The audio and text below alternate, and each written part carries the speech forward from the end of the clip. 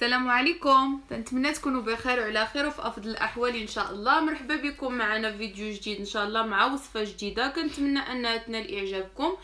اليوم غادي نقدموا واحد الصابلي بلا بات شوكولا اللي كيجي زوين، صابلي بريستيج بلا بات شوكولا اللي كيجي زوين. غادي نشوفوا طريقه التحضير ديال الصابلي وطريقه التحضير ديال لاباط شوكولا والطريقه ديال التزيين، وغادي ندوزوا الطريقه والمقادير ونبداو على بركه الله.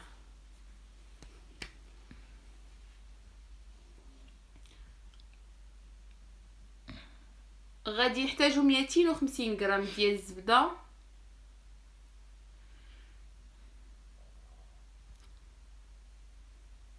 وكاس العنبه ديال سنيده. غادي نخدموها مزيان تتولي بحال بوماده.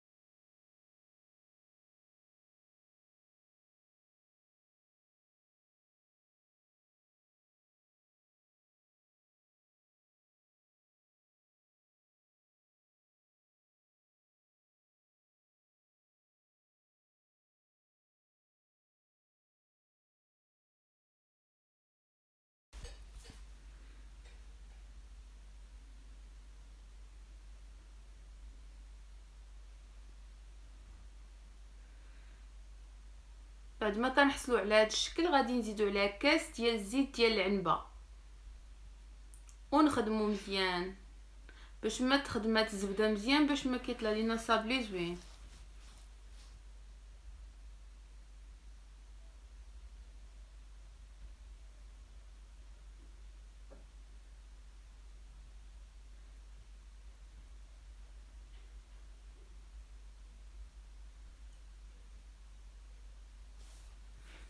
بالنسبه للمقادير غادي نخليهم في صندوق الوصف مضبوطين.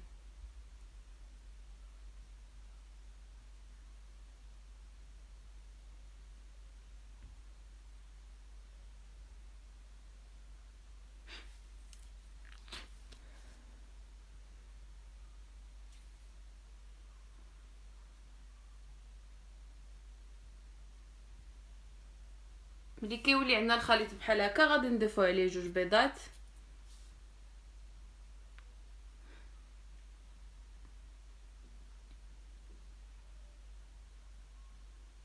ونخدموهم مزيان.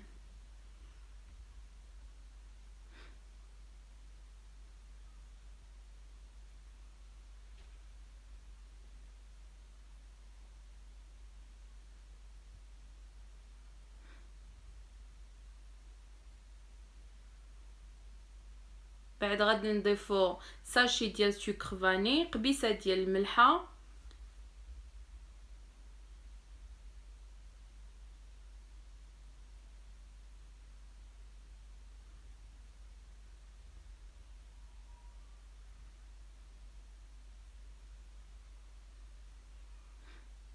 وغنضيفو معلقه صغيره ديال الناتا اولا نكهه البسكوي ونخدموها مزيان.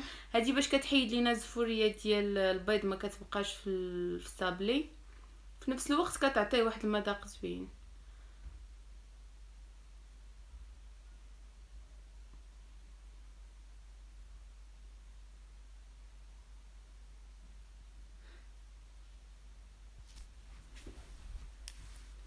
ودابا غنبداو نضيفو الدقيق شويه بشويه، وحنا كنجمعوا العجينه ديالنا نجمعوها غير بصبعنا. الصابلي كيتجمع غير بصبع يعني ما كيتدلكش، نجمعوه غير بهذا الشكل هكا حتى كتجمع لينا العجينه. وغنبقاو مستمرين هكا حتى كنحصلوا على عجينه متماسكه. ودائما غير نجمعوا بصبعنا، ما ندلكوش العجينه، غير كنجمعوها بصبعنا.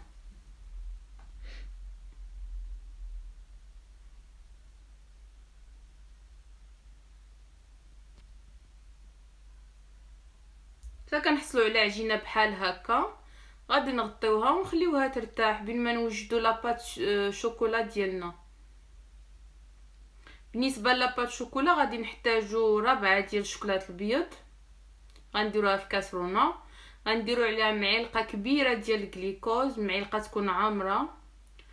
غادي نردوها فوق البوطه على عافيه مهيله،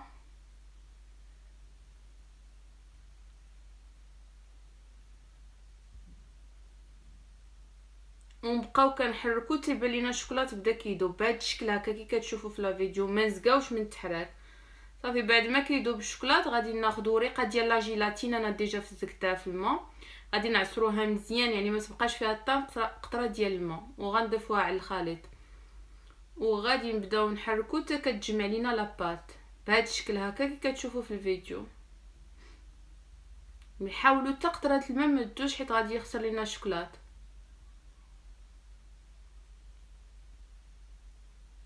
غنبقاو مستمرين في التحراك. من بعد غادي نضيفو عليها سكر ثقيل ربعة تقريبا، من الاحسن يكون سبيسيال.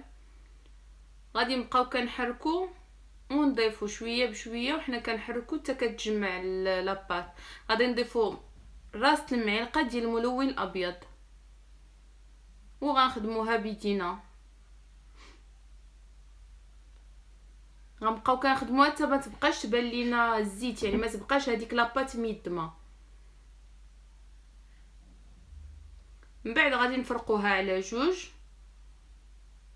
وغادي نضيفو الملون اللي يعجبك، يعني الشكل اللي بغيتي باش بغيتي تلونيها نتيا ولا الشكل اللي بغيتي ديري ليها. انا هنا غادي ندير الملون الغوز، وغادي نبداو كنعجنوها غير بيدينا بهذا الشكل هكا حتى كنحصلوا على اللون اللي بغينا.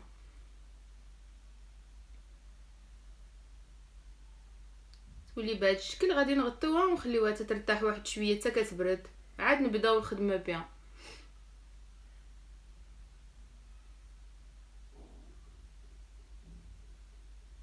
ودابا غادي ندوزو باش نقادو الصابلي ديالنا. غادي نطلقوه بهذا الشكل هكا بين جوج ورقات ولا بلاستيكه، وغنطلقوه بهذا الشكل. ما تكونش لاباط غليظه بزاف وما تكونش رقيقه بزاف، يعني متوسطه. وغادي نبداو نشكلوها بالشكل اللي كيعجبك اولا الطابع اللي عندك.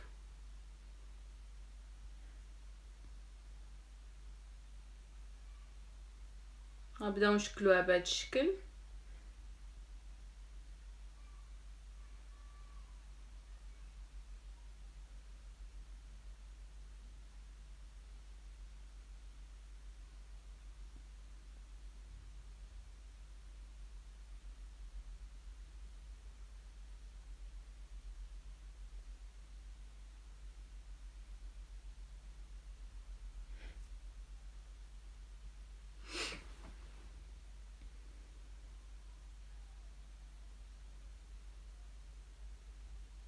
غنبقاو مستمرين هكا حتى كنكملوا الكميه كامله الصابلي اللي عندنا. غادي ندخلوها الفران على درجه 175 درجه، يعني الصابلي دغيا كيطيب. دائما العجينه ما تكونش غليظه وما تكونش رقيقه بزاف، متوسطه.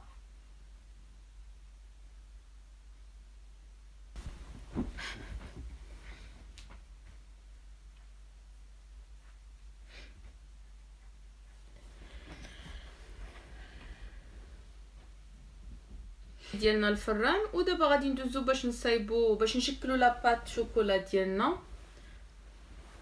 غادي نطلقوها بهذا الشكل هكا حتى هي بين جوج ديال الورقات ولا جوج بلاستيكات، تكون رقيقه هي كتبغي الخدمه.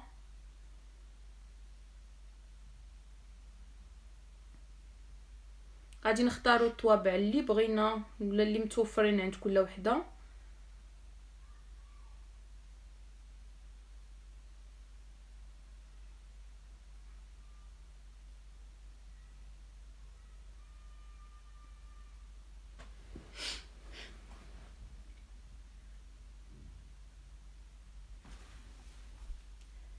غادي دابا نبداو كنشكلو.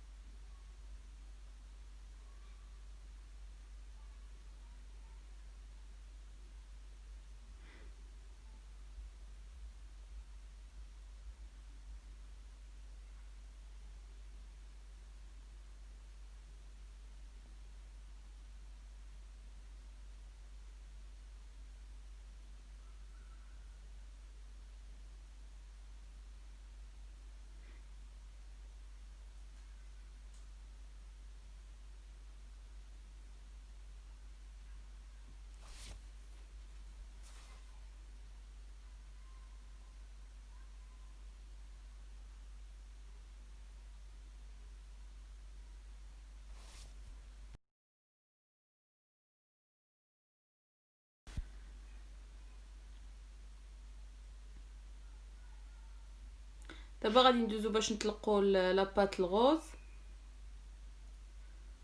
هي اللي غنقادو بها الشكل اللي بغينا. يعني هذيك الاولى البيضه كانت لا باز اللي غادي تحط فوق الصابلي، وهذه هي اللي غادي نديرو بها الديكور اللي بغينا.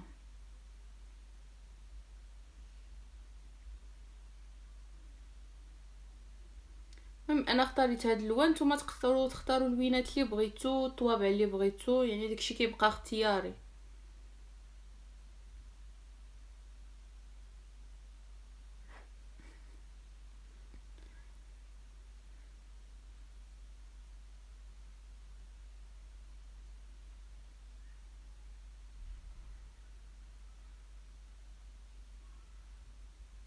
دابا غندوزو باش نقادو الصابلي ديالنا. غادي نحتاجو للتعليكه اللي غنحتاجو فيها نص كاس ديال العسل و4 ديال الشكلاطات بيضين، واي نكهه. كنديروا العسل والشكلاط فوق العافيه حتى تيغلاو، وكنزيدو عليهم اي نكهه بغينا. غنخليوهم حتى كيبردوا، غنبداو نلصقوا بهم الصابلي. بديل ديال الناباج، عوض ما ديري الناباج كديريه هو. وغنبداو نخدموا الصابلي بهذا الشكل هذا. المهم راه كلشي موضح في الفيديو، كنديروا منه غير شويه ما نكتروش.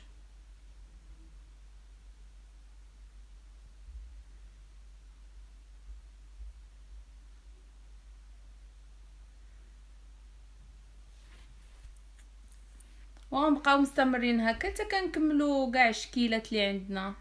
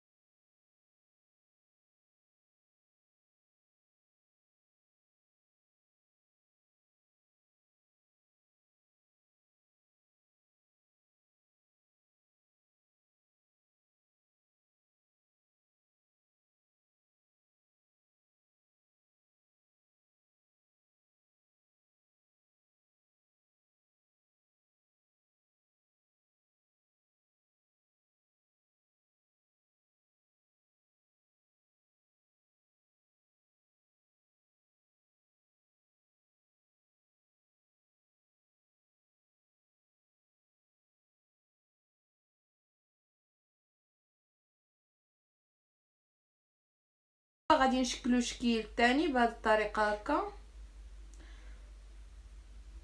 وغنبقاو مستمرين حتى كنكملوا كاع الشكيلات اللي عندنا. بعد ما كنكملوا الصابلي ديالنا كنستفوه في بلاطو بحال هكا، وكيكون هذا هو الشكل النهائي. وكما قلت لكم بالنسبه للشكل اللي بغيتو او اللون باش تخدموا لاباط شوكولا ولا كيبقى اختياري. ونتمنى ان الفيديو ديال اليوم ينال اعجابكم، ونتلاقاو في فيديو جديد مع وصفه جديده ان شاء الله. ما تبخلوش علينا بلي لايك لي كومونتير ديالكم، واللي اول مره كيزور القناه يدير اشتراك. وفي امان الله.